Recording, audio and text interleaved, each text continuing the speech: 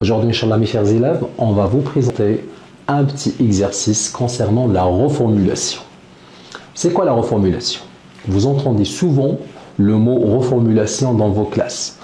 On vous dit toujours, il faut reformuler vos phrases, surtout lors de la rédaction d'un compte-rendu objectif. C'est-à-dire, il faut réécrire la phrase originale en une phrase secondaire qui sort de vous, bien sûr. Donc, la reformulation, c'est un outil pour dire la même chose, dire le même sens par d'autres mots. Il y a des méthodes, il y a des moyens pour reformuler et pour faire la reformulation. Alors, on suit avec moi. Pour reprendre le même sens d'une phrase ou d'un texte, il faut utiliser la reformulation. Donc, pour reformuler, on peut utiliser les synonymes, on peut aussi utiliser la périphrase qui consiste à remplacer un mot par un groupe de mots, comme on peut utiliser aussi la transformation passive. Transformer la voix active à la voix passive aussi. Il s'agit d'une reformulation. Une petite activité. Suivez avec moi. Remplacez à chaque fois dans les phrases suivantes le verbe souligné par un autre plus précis. Vous avez des phrases. À chaque fois, on va donner un autre sens pour le même verbe. Ce travail est facile. Il ne cause aucune fatigue. Ici, le verbe causer, ça veut dire il ne provoque. Alors, je prends le rouge. Il ne provoque aucune fatigue. Dans la deuxième phrase, les guerres causent la ruine et la misère dans les pays qui les subissent. Ici, cause a le sens de engendrer, engendre. Tuwallad, voilà, yuwallid, cause. La ruine et la misère, la destruction, c'est ça la ruine, dans les pays qui les subissent. Troisième phrase. Rien ni personne ne l'empêchera de réaliser son rêve. Réaliser son rêve. Très bien. C'est le verbe concrétiser. Bravo.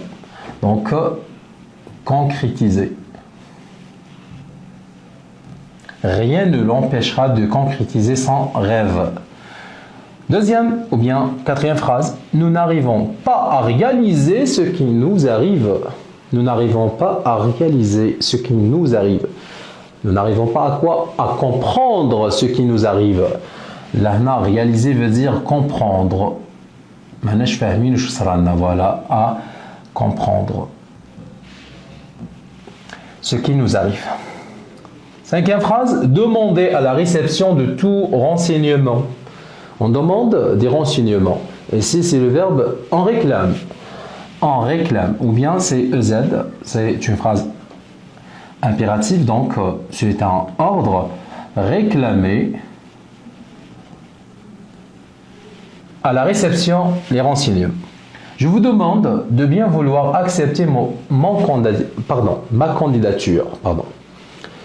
Alors, je vous demande ici a le sens de prier. Je vous prie.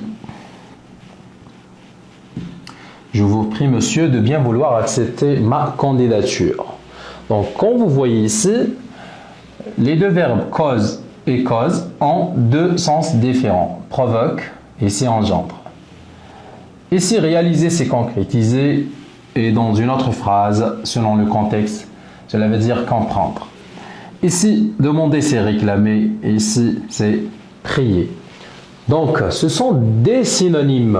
Remplacer un mot par un autre mot. C'est dans le but de reformuler. Très bien. Deuxième exercice. C'est la périphrase. Paraphraser.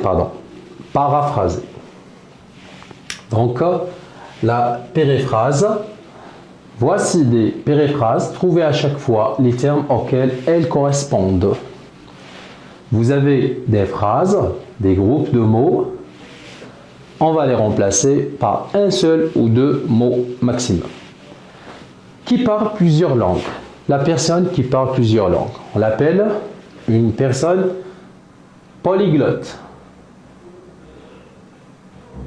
Polyglotte. Très bien. Une personne polyglotte. L'or noir, c'est quoi l'or noir?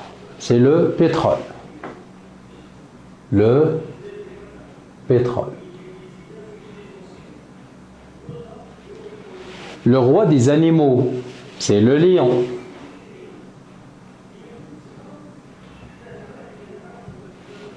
La femelle de loup, c'est la louve.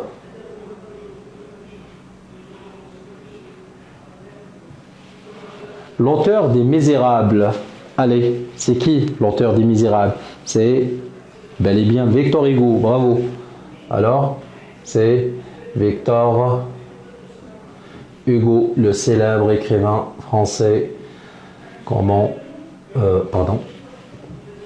aime l'appeler, c'est le père de la littérature française. Victor Hugo. Le texte sacré, chez nous, c'est le Coran, le Coran, voilà. Ah, pardon, j'ai loupé une phrase, malish. Le Coran, ou bien les versets coraniques. Que l'on ne peut, ou bien que l'on ne doit pas toucher, c'est la chose qu'on ne doit pas toucher, c'est quelque chose intangible. غير ملموس. Intangible. La tombée de la nuit. La tombée de la nuit. C'est le crépuscule. C'est le crépuscule.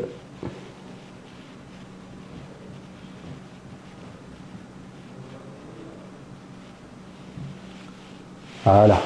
C'est la fin de la journée. La tombée de la nuit. Le crépuscule. Le lever du jour. Le lever du jour. Alors c'est l'aube, le petit jour, on peut l'appeler aussi, c'est l'aube, le fajr, voilà. Ça c'est le ghoroub, le crépuscule, l'aube c'est sabah, c'est le fajr, très très bien.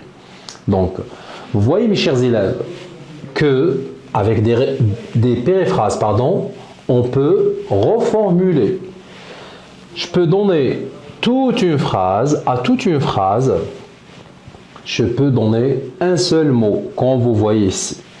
Donc, je répète, pour réussir à faire une bonne reformulation, il faut utiliser des synonymes, il faut utiliser des périphrases, et il faut aussi utiliser la voix passive. N'oubliez pas ça. Alors, sur ce, je vous laisse mes chers élèves, et à la prochaine, Inch'Allah, avec un nouveau exercice.